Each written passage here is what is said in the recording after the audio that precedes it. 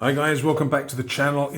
Bane bringing you gaming goodness, and in this video we're going to be taking a look at a solo post-apocalyptic adventure game. This is going to be on Kickstarter. At the time of recording, it's going to be on Kickstarter in a few days. So by the time this video gets edited and uploaded, it's going to be very soon. If you don't manage to catch the Kickstarter, I'm sure that there will be somewhere after the Kickstarter where you can get hold of this. I will update the description down below with all the necessary links, either for the Kickstarter page or for where you can purchase it afterwards. And this is a 20-page print and play simple game where you are playing what's known as the Ferryman. No, not that Ferryman. Nightbird Games kindly sent me this sort of, I wouldn't say it's a preview copy, but it's not in its, I don't think it's in its final form. So what you're going to be seeing here is a working document, not completely the final one, but it is still a lot of fun. Now, I have been spending a bit of time playing this, learning the rules, trying different sort of mechanics of the game to see whether it can be broken, whether there are anything that needs to be sort of focused on. However, I will say at this point, it is a very simple game. There are some inspirations listed inside the book. It says here, inspirations, Mad Max, The Bad Batch, The Book of Eli, The Road, and games like Into the Zone, Red Zone Totality, Miru, and The Drifter, and also Scrap. I would probably also add to this Courier, I think by Sleepy Sasquatch Games. Definitely get that feeling. But the game is a lot of fun. It's not a game that you're going to be playing week after week, month after month, but it's definitely a nice game to take a break from your sort of standard fare, something that you can play a number of times. It's not a one play finish sort of thing. I've played this a number of times and I have yet to succeed in the end game. The other ferryman, yeah, I kind of met him a few times. But yeah, let's take a look.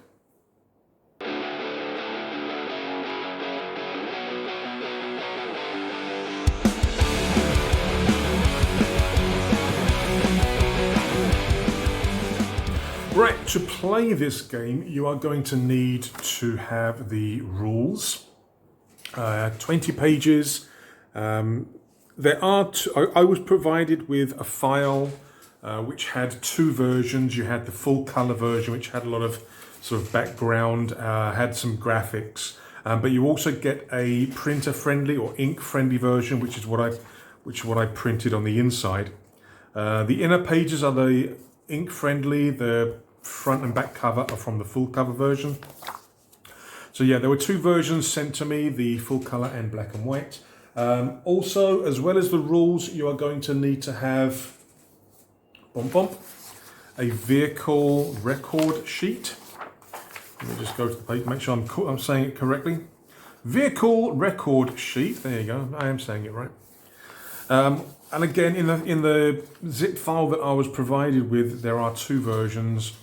Again, one is more ink-friendly, one is a bit more snazzy, a bit more bling. And again, these came in like a black and white or a sort of with background and without background. These are obviously the ink-friendly ones without the background. So you're going to need a vehicle record sheet to keep track of all of your supplies, the passengers, effigies, your armor, etc., etc. Meow meow, I'm recording. Meow meow. You're also going to need to have a map sheet, and this is the area that you're going to be exploring, conducting missions, and your end game is to leave this area. But to leave the area, you've really got to sort of stock up on certain supplies to make the trek out and to reach sort of a new area, a new land outside. Now, in the file, I was provided with 3 different map sheets. They all have the same colony, Sprocket, in the center, but the surrounding area is a little bit different in terms of the placement of these stars. Now, these stars represent areas where you have to go for missions. They're not specified for any particular mission, but once you've gone to one of these areas to fulfill a mission, you have to cross it out and you can't go there for another mission. There are also some areas which are impassable, basically prevent you from moving. But yeah, there were 3 versions of the map sheets provided to me. I don't know if the final version of the game is also going to have 3 versions, or whether the designer Cody is going to pick one and just go with that, because like I say, they are different in design. Like, you've got 2 portrait, you've got 1 landscape, you've got 2 which have like the turn summary, and you have 1 which doesn't but has a space for you to write notes. So like I say, I don't know whether these are sort of more for testing to get some feedback. But we will see what's going on. So you're going to need a vehicle record sheet, you're going to need a map sheet, you're going to need some 6-sided dice. Now, in the games that I've been playing so far, I haven't needed to use more than 2 for my character or for what I'm playing as, and I haven't needed more than 4 for the enemies. But I haven't covered everything in the game. There's a lot of things that I didn't experience in terms of the different missions, the different encounters. So yeah, but you're going to need at least 6, I think. And I think having 2 different colors, 1 for your enemy and 1 for you, should be fine. Now, there will be times where you have to roll d6s. There are also times where you have to roll 2d6, 3d6, 4d6. There are also times when it tells you to take the highest value or to combine the results. And there is also, I think, one of the tables you have to roll a d66. To roll a d66, you take your 2 dice, you specify 1 as being the tens and 1 being the units, and you roll. So this would be, for example, if I said that this was the tens, this would represent 3-1, 31, for example. And this would be 34 or 3-4. This is something that's common in a lot of other games, but just in case you didn't know. So you need the dice. What else is there? Yes, on the map sheet, you're also going to need tokens, miniatures, or something to represent both you and your current location, but also roving threats. You can have up to 3 roving threats on the map at any time. They can either be raiders, sort of enemy mutants or enemy sort of gangers, or sandstorms. So what I'm going to do is I'm going to use little sort of yellow discs to represent sandstorms. Now, these things, when they arrive or when they are encountered, they will then move randomly around the map. If they get to the edge, I think they leave. If they come into contact with a colony, I also think they leave. But yeah, these can also basically move around the map. The raiders, or the sort of gangers or whatever, that you can also represent, or you could also find, I'm going to represent with these red discs. And again, these are going to wander around until they find you. And then me, the ferryman, is going to be represented by this green disc. Now, as is usual for me, I normally put a little piece of blue tack underneath the disc. It doesn't give a strong bond, but it helps to keep them from moving around accidentally. So I've put little bits of blue tack on the bottom of each of the discs. It's my way of keeping them in place. Right, so let's move that out of the way. The objective of this game is to be able to leave the map. And to do that, your bus, yes, because you are a bus driver, your bus is going to have sufficient armor and health and passengers. You're going to need enough rations and gasoline. You're also going to need enough ammunition and sort of first aid kits to survive what lies beyond. And what happens is, when you think that you have collected enough of these supplies and sort of resources, you then make your way to the edge of the map, and you then consult at the back, you consult the Exodus table. And you've got to roll on this 3 times, and you've got to succeed at each of those tasks, tests. It could be fighting off enemies. It could be spending gasoline. It could be spending rations. But you've basically got to do 3 of these at random. It could be 3 batches of enemies that you've got to fight off. It could be 2 batches of enemies and then 1 sort of starvation check or using rations. If you fail at any of those, you basically don't make it. You get off the map, but you perish in the wasteland of this post-apocalyptic world. Now, how do you get all these supplies? Well, it's by doing missions, by exploring the map. It's by sort of gathering passengers, going back to your colony and buying resources and supplies.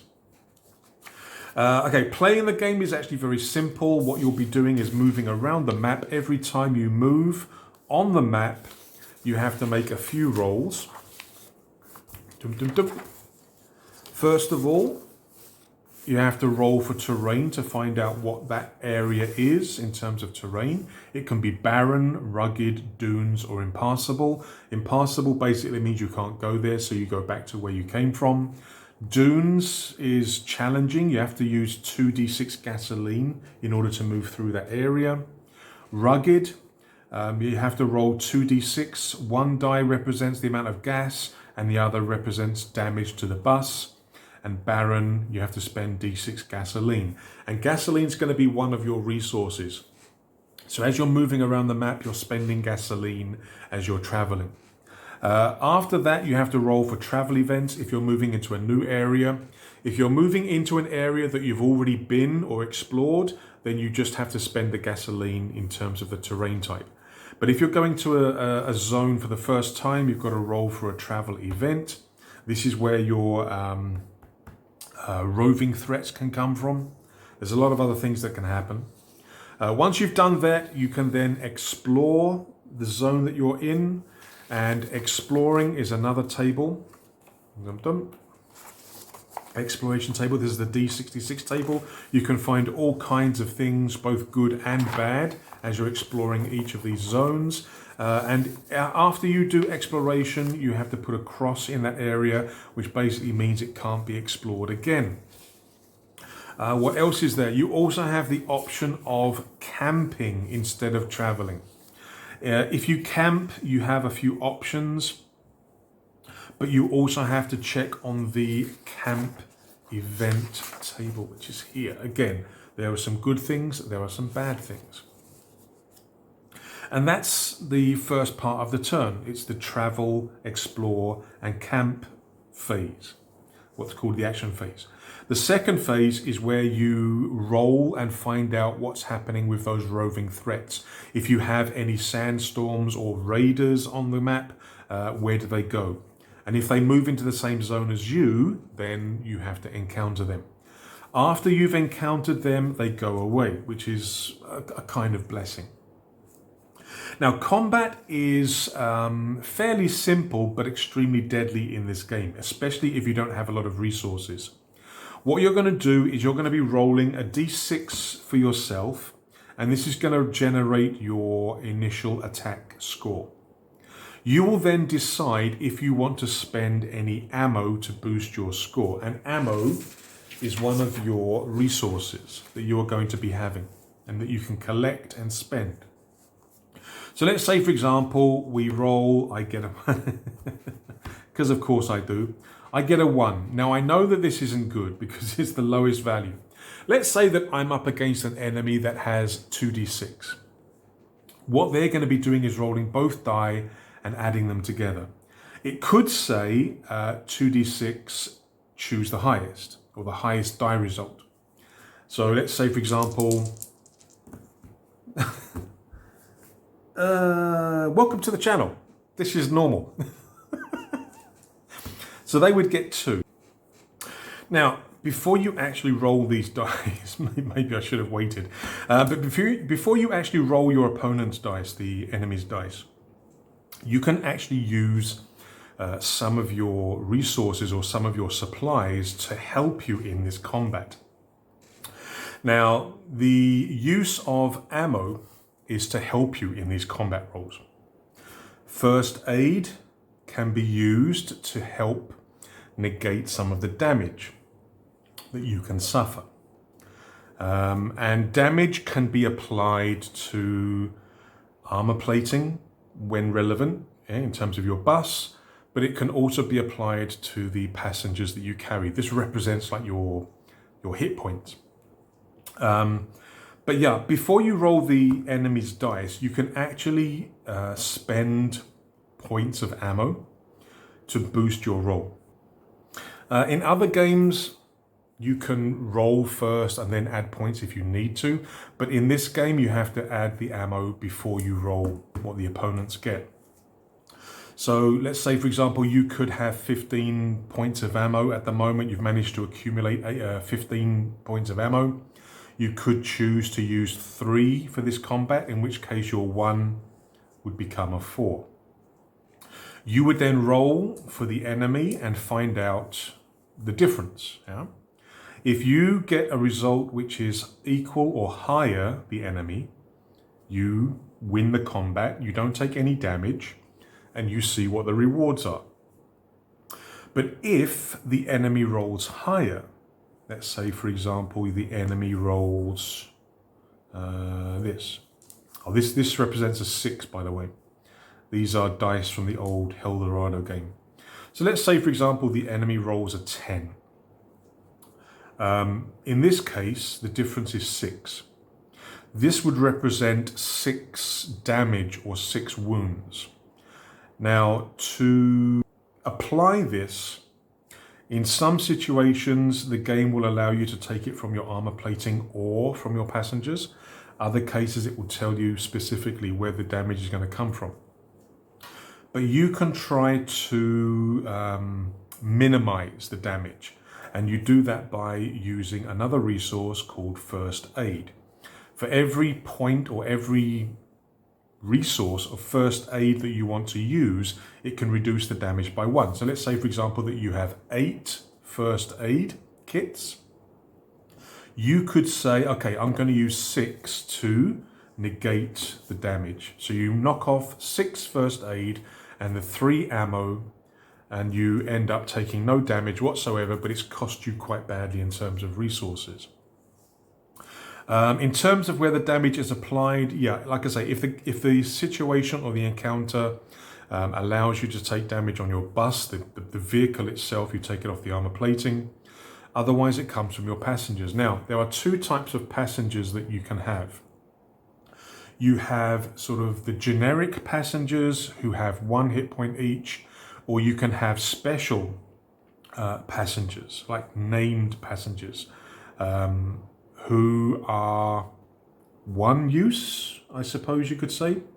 They have 3 hit points each, and they normally give you some kind of special ability, but you normally have to pay to get them on your bus. Normal passengers you can pick up from a lot of different encounters. So what you'll be doing is you're basically going to be losing passengers as the sort of raiders attack you, or when things do damage to you. It's basically affecting your passengers and your bus, not necessarily you as the ferryman. But yeah, using first aid can negate the damage done to your passengers. What else? Oh yes, the unique passengers. Basically, if you already have 1, actually, let me show you the companion table. The unique passengers are called companions, and they have names, they have abilities, they have a cost if you want to get them to join you from the colony. Some of them don't have a cost because you can find them as you're doing missions or encounters. But yeah, basically, if you have one of these companions on your bus, you can't have the same one again. Yeah, they are unique. Likewise, if during your game one of them gets killed, in other words, the damage that you're taking, you take the 3 hit points of them, you can't find them again because they're dead. Yeah, they're dead in the game.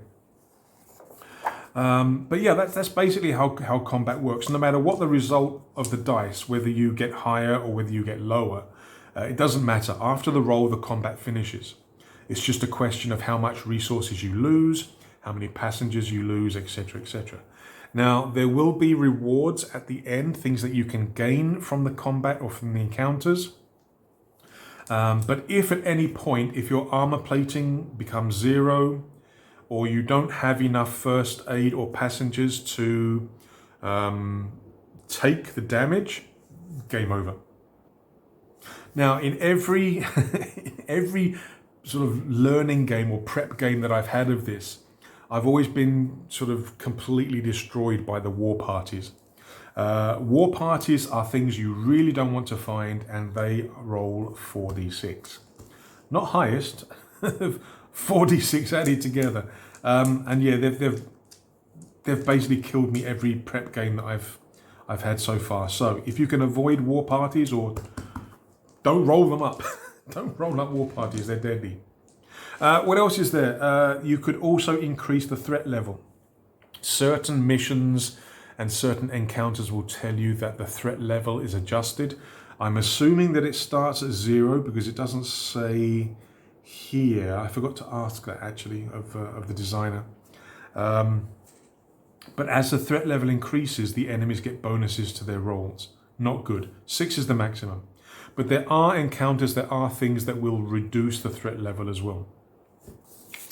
Let's get rid of these for the moment. Bump, bump. What else do we have? We have all of the resources. There's also these things called effigies, which can also give you bonuses. Taking notes and keywords, map sheets. Done that, done that, done that. Compass. All right. In this game, you can only move, what's the phrase? Orthogonally adjacent. In other words, you can only move sort of up, down, left, or right. You can't move diagonally. So that can restrict your options and your choices in terms of where you can move. So as you're playing the game, you are going to be fulfilling missions and exploring. Now, on the way, you can pick up passengers, and if you bring the passengers back to Sprocket, you can actually get, I think, D6. You'll actually gain D6 chips. Now, chips is not French fries. They are like the currency in this post-apocalyptic wasteland.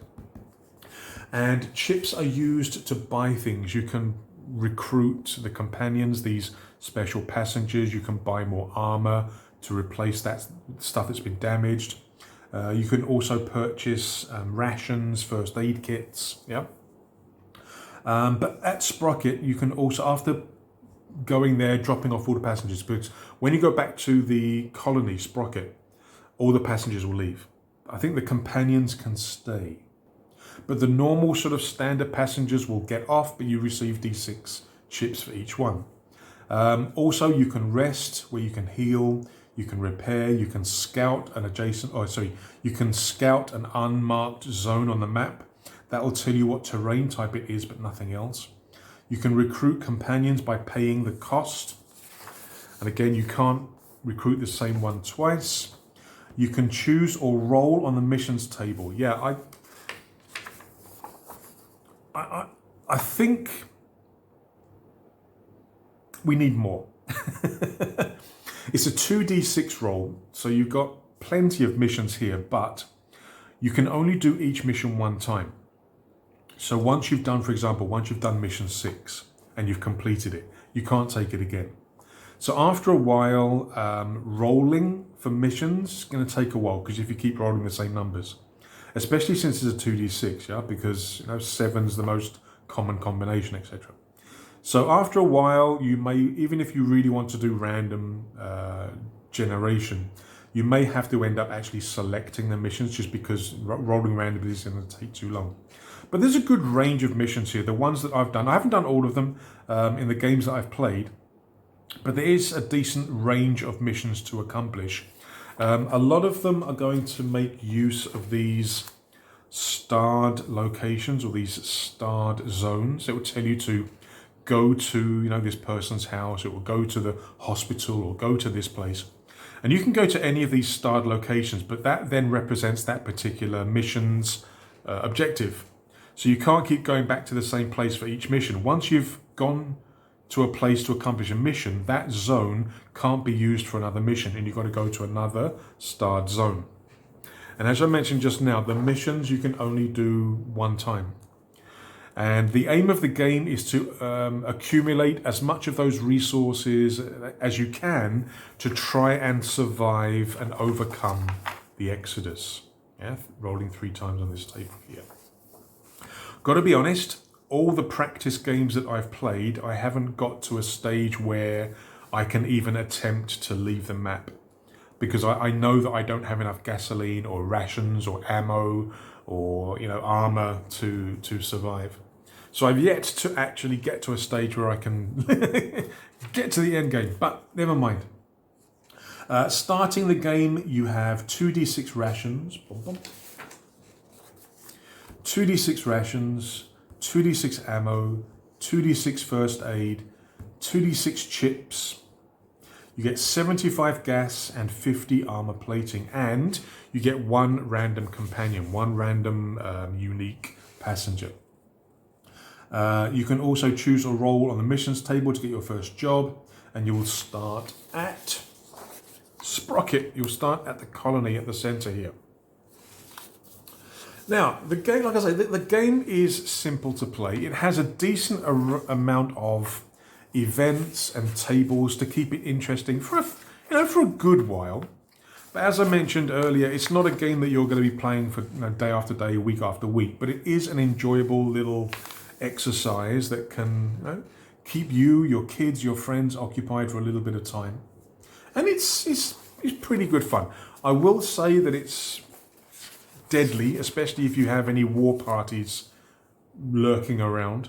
But yeah, I think it's a nice little game that could be worth looking into. Now, I'm going to quickly create a new character, and I'll take you through the first few turns of a game so you can see how it works. Right, got map sheet, got vehicle record sheet. Let us generate our new character, our ferryman, our bus driver of the apocalypse. So we are going to start over here, starting the game. So we start with 75, we start with 75 gasoline, 50 armor plating. There is actually a maximum of 50, and in terms of your passengers, there's a maximum of 18. What else is there? We get 2d6 rations and stuff. Right, so rations, we start with, there you go. We start with 12 rations. Yeah, there will be times when the game tells you that you need to spend rations. If you can't, then you have to roll on a starvation table. Ammo, 6, that's not so good. First aid, uh-oh, and chips. 10, okay. Right, we're going to get a random companion. Right, our random companion is 2d6. We get a 3. We're getting knocks. As long as I'm grinning, these wheels keep spinning. Right, so what have we got? What's his ability? Roll 2d6 when taking a repair action and choose one. Okay, so the repair action is actually something that you can do back at the colony, back at Sprocket. Repair, gain 1d6 armor points or spend X chips to gain X AP.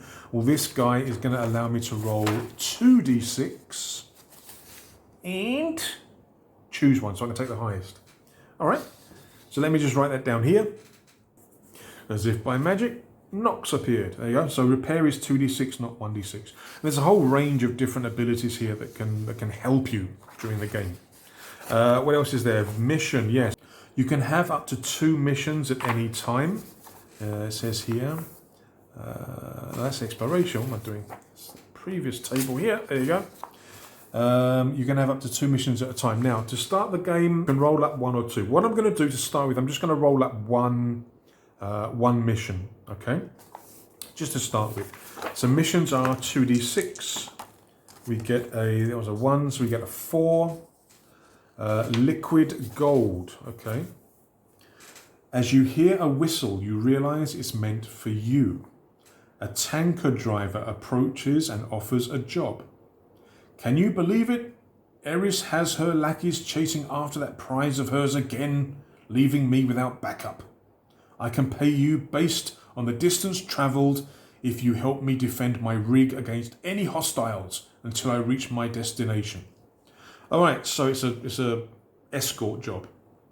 Objective, go to the drop-off point. Okay, so you'll see here it's got that star symbol. So what that means is we have to go to one of these star locations. The driver will follow you as you traverse the map. The tanker shines like a radiant star, attracting hostiles for miles. At the start of each turn, you must defend the tanker from raiders. Raiders 2d6. So it doesn't say highest value, so we have to roll 2d6 and add them together. That's going to be their combat value.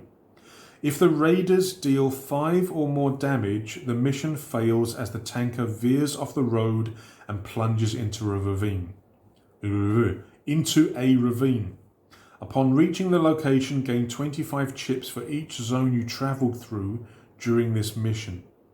Now I think that will include the target location. Now, if the raiders deal 5 or more damage.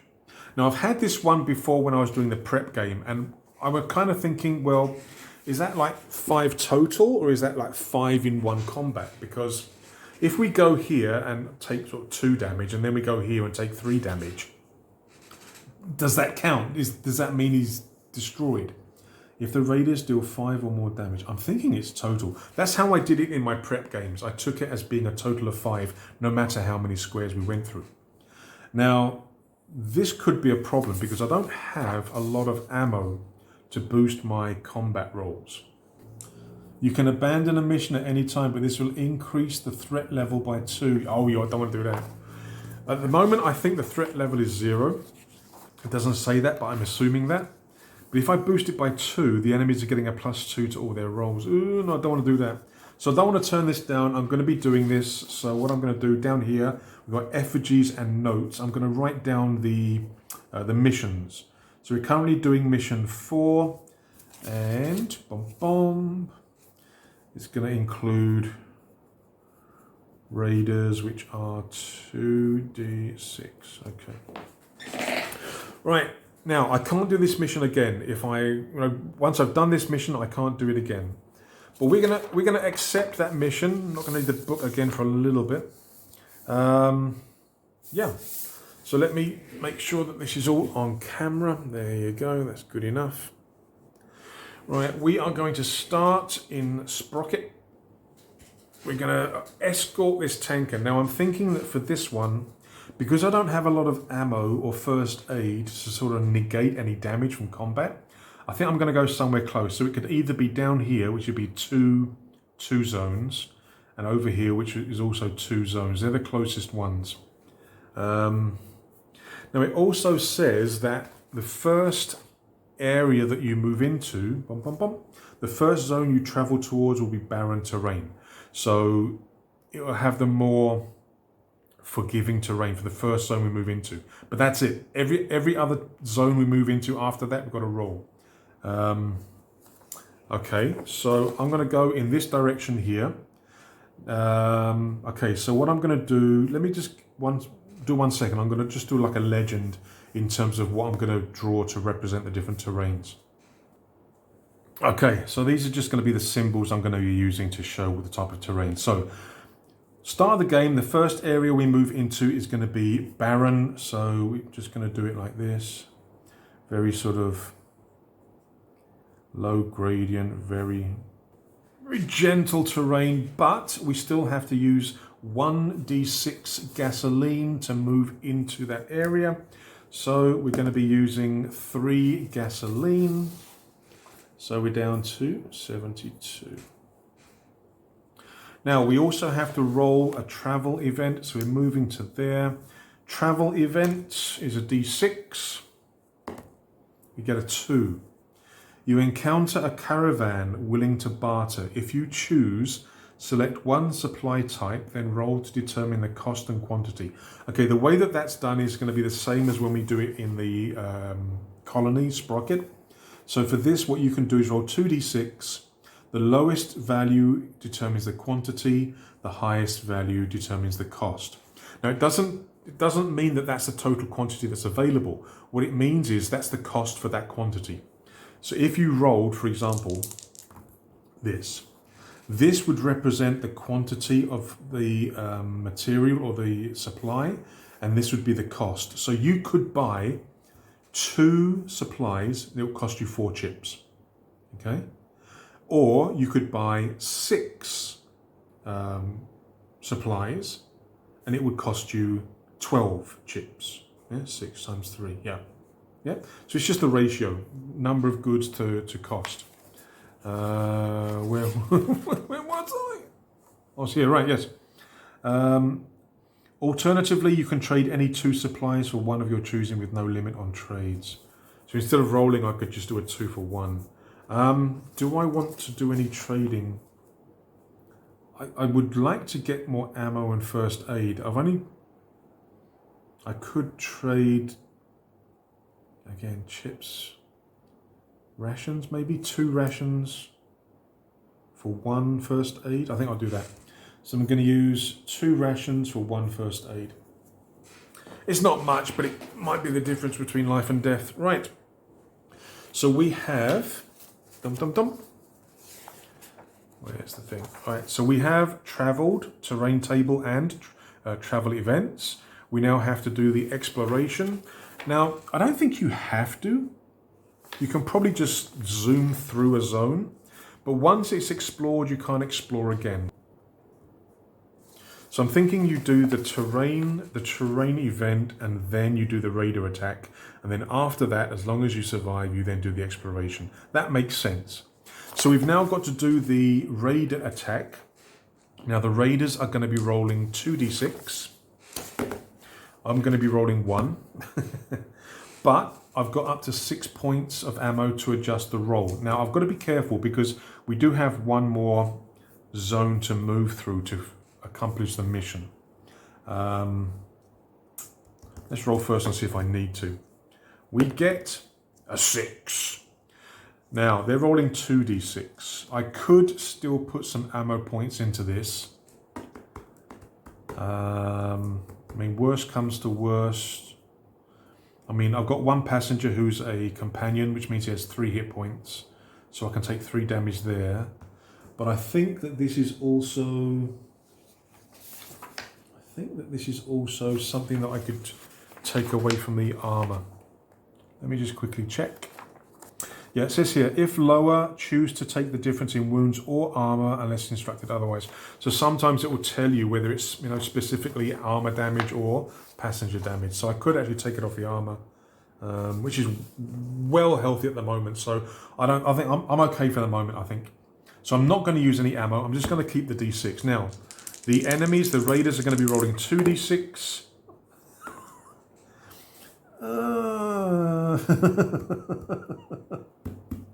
Those are 6s. Just to let you know, yeah, those are 6s.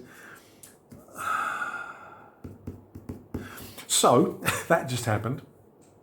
So we got less, 6 to 12, which means they do 6 damage. Now, if I allow them, if they deal 5 or more damage, the mission fails.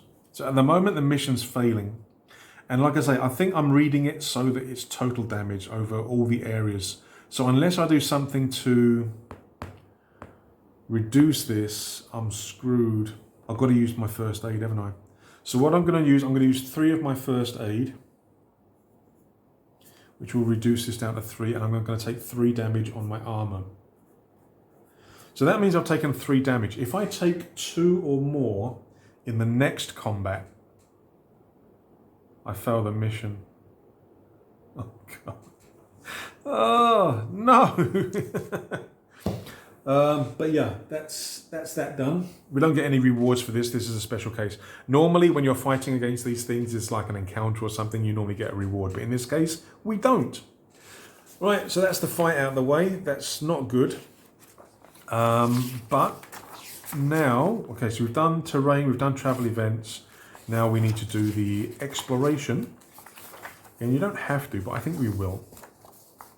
Exploration, D66. Okay, black first. We get 4, 6. 4, 6. Inside a dilapidated hospital, you stumble upon a handful of survivors, dressed in tattered scrubs and lab coats. We mean you no harm. Please allow us to mend your wounds. Okay, spelling mistake there. For a small fee, of course. So I've got two options. I can either let them heal me, in which case I have to roll. They can mess it up and cause more damage. Or we can heal wounds. No, I didn't take wounds, did I? No, I didn't take wounds. I took armor. So there's not much point. There's not much point. I've got no wounds to heal. I took the damage on the armor. So forget that. Okay, and the other option is to refuse and carry on. So we're just going to carry on.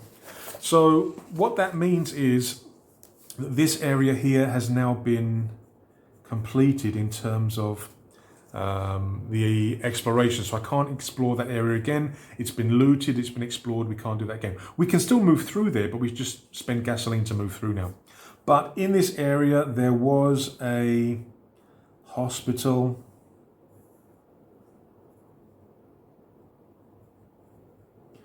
So I'm just going to draw a quick hospital there. There you go. Nothing special. I'm not a very good artist. There you go. So in that area there is a hospital. It's a barren area, hospital, and it's been explored. Okay. That is it. We then have to check for roving threats. We don't actually have any roving threats at the moment, so we don't have to roll and see where they go. We can move on to the next turn. So the next turn, we're going to be moving into this area here. We have to roll to find out what terrain it is this time, because only the first zone when you start the game is automatically barren. Yeah, I have been forgetting this during a few of my prep games, but I always kind of remembered, like, hang on a sec, yeah. Colonies and mission sites have barren terrain, so I don't actually need to roll terrain for this area. But what would it have been if I did have, okay, it would have been a 4, rugged. Roll 2d6, assign 1 to represent the amount of gas, and the other to AP damage. Okay, so we're not doing that, it's barren anyway, so we're fine. Because it's a mission site. D6, you have to roll D6 for the gas anyway. So we use 4 gasoline, just for traveling from there to there, because it's rugged, so 4, I've got 68 left, okay. Travel event, what happens? We get a 2, same thing, another caravan. Do I wanna?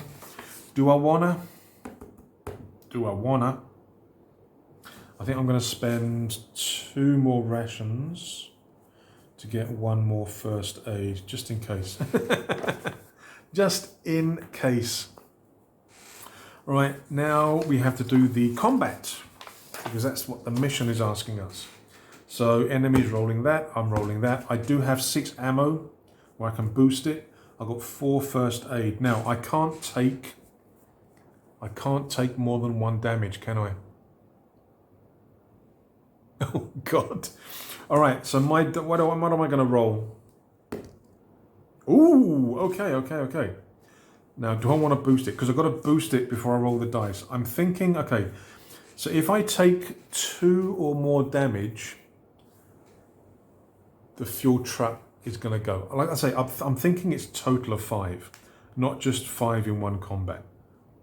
So I've taken 3 damage already. So I can only take 1 more damage now. Again, I could spend all 6 ammo, go back to Sprocket, and then basically just buy more ammo. Because I'm going to be getting 50 chips for this, yeah? 25 for each location, or each zone. I've got first aid kits. Okay, so first aid kits means I can take 4, 5. So I really only need to spend 1 ammo, but I'm going to spend 2 ammo, I think. Just in case. I'm going to spend 2 ammo, so I get a total of 8. Right, what are they going to get?